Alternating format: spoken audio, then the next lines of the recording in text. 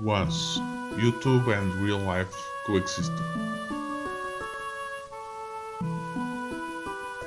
They shared a peace forged in wisdom, a peace that lasted many months.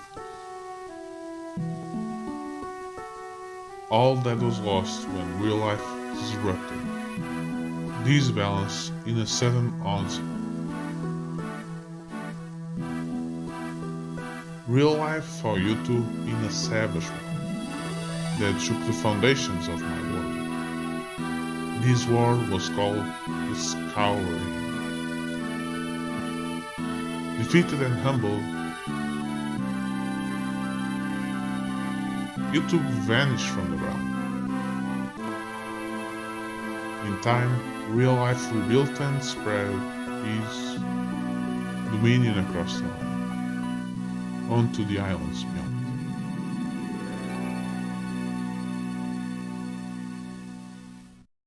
A season has passed since those dark days ended.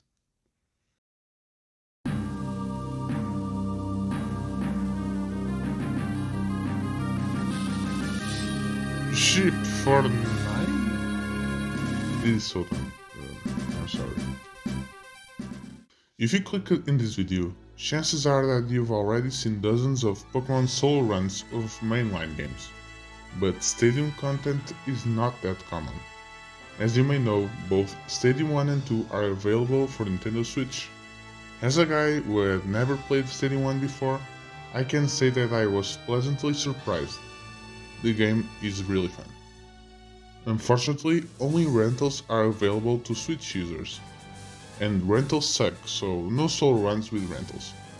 That's why I asked my Uncle Jim Nintendo to give me a special copy of Pokémon Red with the Tauros and a special copy of Pokémon Stadium 1 that lets me play with non-rental Pokémon. Is it possible to become champion in Pokémon Stadium 1 with just a Tauros? That's the question I'll answer today. Because Stadium is not a mainline game, I'll talk a bit about how the game works and explain the challenge itself. As always, I'll have timestamps in the description that break this video in chapters. Feel free to skip segments if you want to. So, what is Pokémon Stadium? Stadium is a battle simulator. Instead of raising a team and going through an adventure in a particular region, there are only battles. This may sound boring, but it's not, at least for me. That's because there are many types of battles. You can either play in one of the cups of Stadium mode, each one with their own twist in the rules, or challenge the gym leader castle, the game mode this video will be about. In the original N64 version, you could import Pokémon from Pokémon Red, Blue and Yellow to use in both the cups and the gym leader castle. But the game itself lets you use what we call rentals, 149 different monsters with predefined movesets and stats. All battles in Pokémon Stadium 1 are 3v3 battles. Both trainers have a team of 6 and pick 3 of their Pokémon before the battle starts. All opponents' Pokémon in this video will be level 100, because I will use a level 100 Tauros.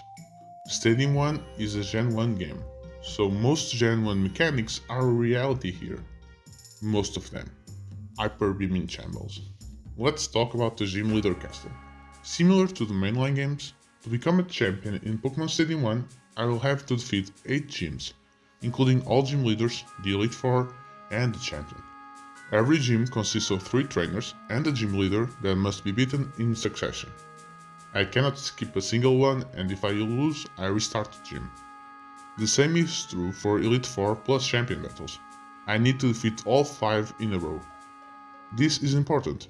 My team, in this case my Tauros, can only be changed between gyms and before the Elite Four, so it must be ready to face more than 20 different Pokémon with only 4 moves if I don't want to rely on pure luck. As already said, I will use a Tauros today. I have other Pokémon but I will not use them, I just need them because I need to select 6 Pokémon. Statistically, this is a perfect Tauros. Perfect determined values and maxed out stat experience. If you are familiar with Gen 1 competitive battles, you already know my Tauros moveset. Blizzard, Body Slam, Hyper Beam and Earthquake. Oh wait, my bad. My Tauros as substitute instead of Hyper Beam. In Stadium 1, Hyper Beam users always recharge on the second turn, even if the opponent is knocked out. So Body Slam will be my only stab move, with Blizzard and Earthquake as perfect coverage, both because of type synergy but also because it lets Tauros attack from both sides of the defensive spectrum of the opponent. Substitute is amazing to block status move, extremely important because Tauros, as strong as it is just a single Pokemon. Status conditions are extremely dangerous, and critical hits, extremely common in genuine battles. It also blocks draining moves for some reason. After all this, let's start the challenge. Pewter's gym battles are against a Bug Boy, a Lad, a Male Junior and Brock. Because it's the first gym, I will speak about all battles, but after this I will focus on more important or problematic battles. Bug Boy starts with Caterpie the Caterpie. Bob the Tauros sets up a substitute and proceeds to Body Slam Caterpie. Metapie is no match to Blizzard, and so isn't Butterfly. Great nicknames, am I right? Led sends out Bulbai. Bulbai barely survives a Blizzard and Mega Drains. I brilliantly predict a Mega Drain with a substitute. Body Slam finishes off Bulbai. Blizzard and Body Slam destroy Gulmai. Blizzard almost one-shots Odai. This is why I won't talk about all 37 battles. That said, it's interesting to see that although Brock is a rock specialist, his minions will not necessarily use rock-type Pokemon. Understandable because they are covering Brock's weaknesses. Junior's Duckster fails to fissure Tauros' substitute. Tauros destroys Duckster, Fetchant, and Digster with Blizzards. Now it's Brock time. Pewter's gym leader opens up with Onix, the Onix. Gym leaders' Pokemon don't have funny nicknames, sad. Tauros substitutes as Brock sends out Omanite, replacing Onix.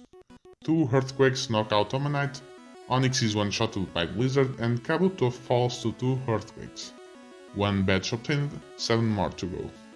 As already said, I will skip battles. But I'm not selfish. I share with you this battle between Tauros and Magikarp. The battle has become one-sided. Savage attack! Harsh blow! Misty's first Pokemon is Starmie. Substitute lets Tauros avoid Thunder Wave. Toxic and Thunder Wave seem to be extremely common moves in most gyms.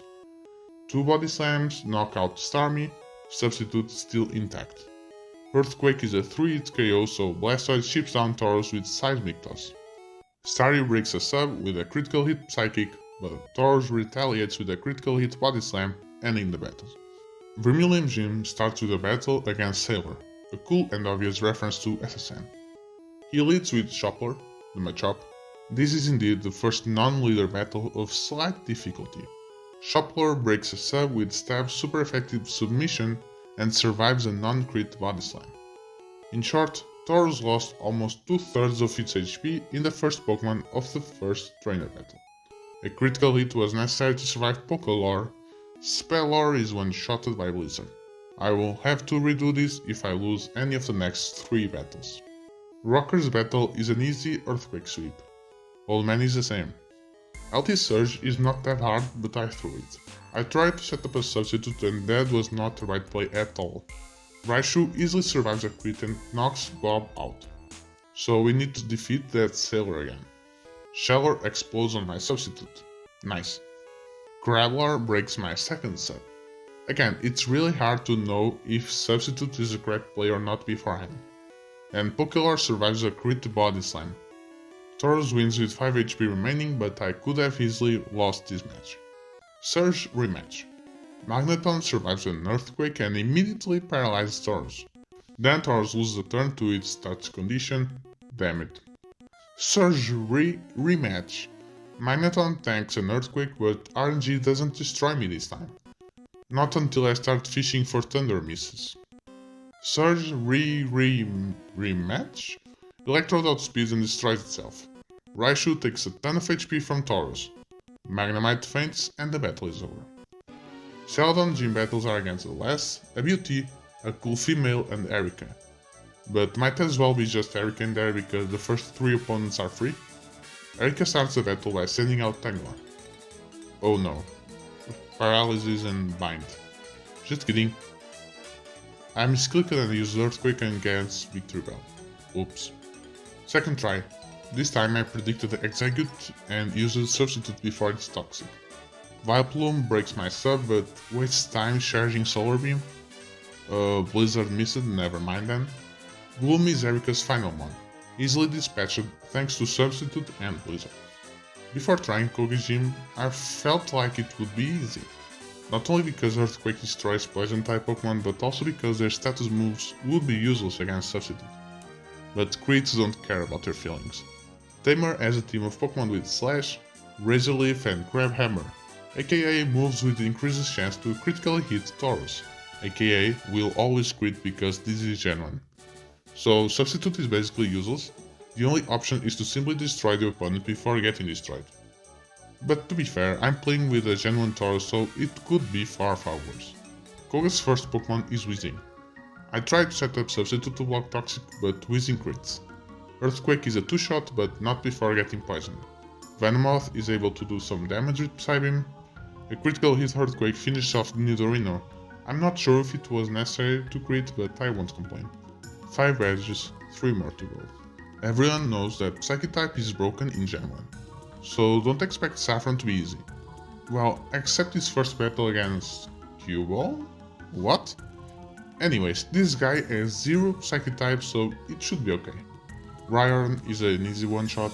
Primeape, what a joke am I?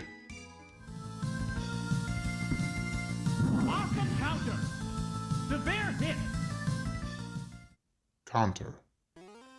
And Blizzard missed against Dragnir. Oh, Slam missed too. Easy first try. Never mind. On my second try, I just played better and won. This burglar guy also likes Psychic type Pokemon. Not that bad of a fight, although Dashlar's Horn Drill is a flat 30% chance to send me back to Mr. Cuball. Medium also likes Psychic types. Yeah, Sabrina the lonely Psychic user. A simple first turn predict against Gengar was enough to sweep the battle. Sabrina started the battle with Exeggutor. I predicted a status move and used a Substitute. Nice. 2 Psywaves break the sub, so I created another one blocking Mega Drain. Alakazam destroys my second Substitute after surviving a Body Slam.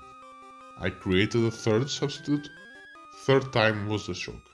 I should have simply attacked. Instead, I gave up half of my remaining HP for nothing. On my second try, Sabrina opens up with Hypno, which doesn't destroy my Substitute in a single hit. A lucky Body Slam full paralysis means that Bob keeps the Substitute against Alakazam. Alakazam digs? Alakazam break my sub with a physical attack. Wow. Mr. Mime is Sabrina's last Pokemon.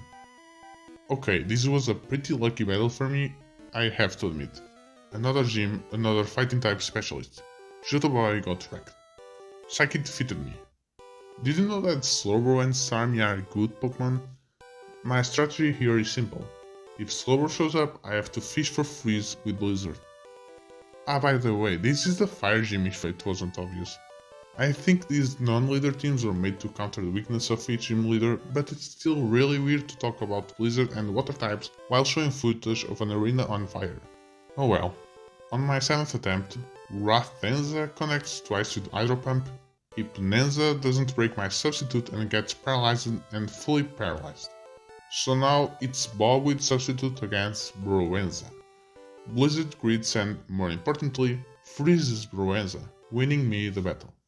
If I don't win next 2 battles, I will have to do this again. Nerd opens up with Utorexeg, Substitute an Explosion, great first turn. Lemgo is next and wait, is this an explosion team? Blizzard missed and yep. Survives an earthquake and almost knocks out Tauros. I'm pretty sure that the last Pokemon cannot sacrifice itself with explosions, so only a critical hit slash would defeat me. Blaine sends out Charizard, which gets knocked out with a critical hit super effective Blizzard. Fire doesn't resist ice in general. Clefable fails to Thunder Wave thanks to Substitute, then Clefable misses a Fire Blast and Body Slam crits. Magmar is two-shotted by Earthquake, so the battle is over. Perfect. Only 1 gym left. The first battle was easy. I'm bringing it up because I find it funny how a Rocket managed to put nicknames with numbers on his Pokemon because, you know, that's cheating. Other than that, this last gym is surprisingly easy. Giovanni's Nidoqueen doesn't survive a crit Earthquake, Persian only Toxics, and Nidoking Blizzards once, but I'm already badly poisoned so it's not possible to be frozen. Elite Four and Champion. In the mainline games, the player must defeat all Elite Four members and the champion in a row, but it's possible to save between battles and to change movesets. In Stadium, your team needs to defeat all 5 in a row without saving in between battles and without changing moves. How hard was it? Very hard. It took me almost 3.5 hours to collect all 8 badges. Because of that, it was easy to just talk about everything that happened. I spent 6.5 hours battling Lorelei, Bruno, Agatha, Lance and Blue. It's not reasonable to keep following the chronological order of events. Instead, I will try to do a breakdown of each battle, explaining how hard each one really was. Another thing I should tell you before jumping to Lorelei's analysis, I decided to take a shot with other moves other than the original 4, Blizzard, Body Slam, Earthquake and Substitute. Indeed, my best attempt was with Blizzard, Body Slam, Hyper Beam and Substitute. Yes, Stadium 1 Hyper Beam, the worst version of Hyper Beam that always recharges even if it misses.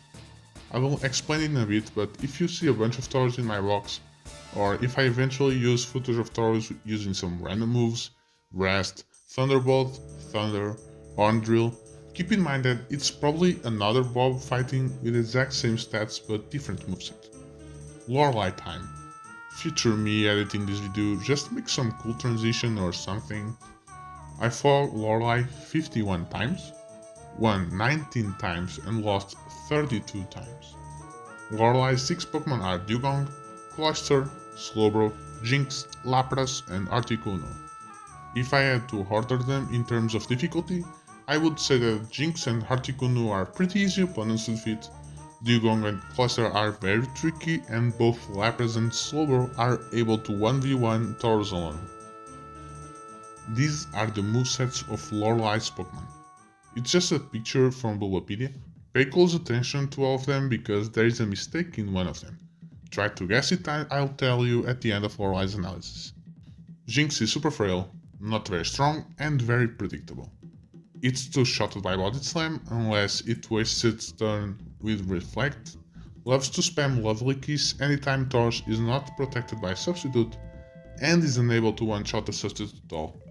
In short, every time Jinx enters the battlefield, Tauros gets a free sub, then Jinx fails to destroy the sub and faints. Its only chance to defeat Tauros is to fight against a red HP Tauros that cannot sub, and even then it ties to a crit Body Slam or a normal Hyper Beam. And Articuno, funnily enough, is just a bulky Jinx. 3-shotted by Body Slam, loves to spam Toxic so Substitute is always free, and Bubble Beam is Bubble Beam. Do I really need to explain why Bubble Beam is not a great move? Dewgong is just a Pokemon that can cause serious damage to Tauros. 3-shotted by Body Slam, not bad, and 3 shots in return with Surf. Doesn't defeat Tauros by itself, but hey, that's way better than whatever Jinx or Articuno will try to do. Well, better for Lorelei, worse for the player. If Dewgong is a pretty straightforward unidimensional Pokemon, Cloyster, on the other hand, is probably the hardest Pokemon to rank. It's really weird. Extremely bulky. 4-shotted by Body Slam, 2-shotted by a Thunderbolt, but Thunderbolt is outclassed by Blizzard in the other 4 battles, so don't use Thunderbolt Tauros please.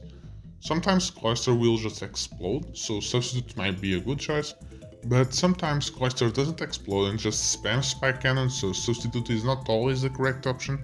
Yes, Spike Cannon doesn't destroy sub all, but if you attack and sub, both Tauros and Cloyster lost about 25%.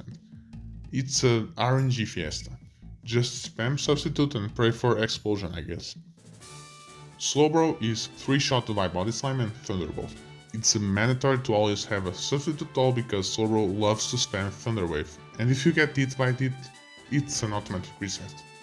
And Psychic one-shots it all. Nothing more to say. Slowbro is just better than Jinx. Lapras is Lorelei's strongest Pokemon. 4-shotted by Body Slam, 3-shotted by Thunderbolt. Spams Blizzard. Blizzard 3-shots Tauros, or even worse, freeze Tauros. My most consistent strategy to defeat Lapras was to spam On Drill and pray to RNG Jesus, or use Substitute and rest to Pipistol Blizzard. If you have bad luck, there is no way to defeat it. Thank God there is only one Lapras to worry about. So, which moveset was wrong? It was Articuno's. Articuno has Bubble Beam. To be fair, it's a Stadium 1 mistake, so it's not that important. As far as I know, it's the only mistake in Bulbapedia's articles about Elite Four Battle in Stadium 1. I suspect that Articuno's Round 2 moveset was erroneously copy-pasted into Round 1 movesets. I checked the Cerebee's article and yeah, that seems to be the case. If you got it right, congrats, your prize is to subscribe. Nice. I fought Bruno 19 times, won 16 times and lost 3 times. Bruno's 6 Pokemon are Onix, Hitmonchan, Hitmonlee, Machamp, Golem and Rhydon. Once again, if I had to order them in terms of difficulty, I would say that Hitmonlee is slightly dangerous and the rest is a joke. Onix is, well, it's Onix. One-shotted by Blizzard. Golem is hilarious. Remember when I talked about how Cloyster is very unpredictable because it can explode at any time? Yeah, Golem explodes every single time. Just substitute. Rhydon is better Onix. That's not good enough. Two-shotted by Blizzard cannot destroy Tauros so well. Hitmonchan is similar to Rhydon. I only put it above Rhydon because it was able to defeat Tauros once. Not because it's good, I just overestimated Hyper Beam's damage output. Congrats Hitmonchan, I guess. Hitmonlee is two-shotted by Body Slam, but a crit high jump kick one-shots Tauros. That's it. I left Machamp as unranked because I only fought it once, literally in my last attempt, and I got a crit Body Slam, so yeah, I didn't face Machamp at all. Theoretically, it's by far Bruno's best Pokemon, Submission 2-shots Tauros, but it seems that Bruno hates Machamp. I don't know what else to say, Bruno is Bruno. I fought Agatha 16 times, won 11 times and lost 5 times. Agatha's 6 Pokemon are Haunter, Golbat, Arbok, Muk, Venusaur and Gengar. This is how I would rank them in difficulty. I actually think that Agatha's entire team is free if I use the original Tauros because of Earthquake. But because I started using other moves instead of Earthquake, Double Ghost teams can potentially Pipistol all of Tauros Blizzards. Arbok is two-shotted by Body Slam and can only waste time with Wrap. Golbat is amazing. If you set up a substitute, Golbat can only use a very weak Swift. Venusaur will try to Toxic, fail to do so because of substitute, use Razor Leaf and feint to 2 Blizzards. I never had problems with Muk, but Minimize is way scarier than Wrap or Swift. Gengar's status moves are walled by substitute, but it takes 4 Blizzards to knock it out. Haunter is like Gengar but has a downside and an upside. Haunter never survives an Earthquake, but Haunter destroys rest threats. Other than that, Gengar and Haunter are pretty similar. I fought Lance 11 times, won 2 times, and lost 9 times. Yikes. Lance's 6 Pokemon are Gyarados, Dragonair, Aerodactyl, Lapras, yes, another Lapras, Charizard and Kangaskhan. Tier list. Kangaskhan and Aerodactyl are easy. Kangaskhan is 3-shotted by Body Slam, but its strongest move is Dizzy Punch. Aerodactyl is 2-shotted by Blizzard and cannot break the Subdual with Fly. Charizard and Gyarados can take large amounts of HP from Tauros. That's it. Now that I think about it, they are pretty similar to Lorelei's Dugong. Did you know that Hydro Pump and Flamethrower are pretty good moves? I think that Gyarados is potentially the best of the two because Body Slam 3-shots Gyarados while Charizard is 2-shotted by Blizzard. But Gyarados can just miss Hydro Pump while Charizard's Flamethrower has 100% accuracy. Lance's Lapras is probably the hardest Pokemon in this Soul Run. Very similar to Lorelei's Lapras, but Surf is better than Body Slam and, more importantly, you need to defeat 3 trainers before even having a chance to fight Lance. If you lose to Lorelei, you just lost 2 minutes of your life. If you lose to Lance, you just lost 20. Everyone has already heard the meme, Lance is a bird keeper. Funny, I know. I don't know why, but like Stadium Bruno, who seems to hate Machamp, Stadium Lance hates dragons. He never uses Dragonite. Looking at Dragonair's moveset, I think it would probably be a meh tier Pokemon. Thunder Wave and Toxic are both blocked by Substitute and Rep types, but at least it can do something with Ice Beam. Probably. Lapras was used 9 times out of 11 by the way. After defeating Lance, the player is forced to immediately battle the rival, aka the champion and final boss of Gym Leader Castle. Rival's 6 Pokemon are interesting. Rival has 7 different possible teams. 1 if you don't have an RBY game plugged in, 3 if you have a red or blue game plugged in, 1 for each rival starter, and 3 if you have a yellow game plugged in, 1 for each rival evolution. My Tauros is a red Tauros, and I chose Bulbasaur so I will fight Charizard rival. I didn't choose Bulbasaur for strategic reasons, I just like Bulbasaur. I fought Charizard Boy 2 times, and I will not tell you if I won. That would be a major spoiler. On my first attempt, which was my 6th attempt, yes, I almost avoided more than 40 battles. Rival's first Pokemon was Gyarados. I slept Blizzard and yes, first turn freeze. I substitute and then spam Body Slam because if Rival switches out Gyarados I can paralyze the next one. Rival is smart though, so it lets Gyarados faint before bringing in Charizard. I'm in a pretty good position right now. I select Blizzard and misses.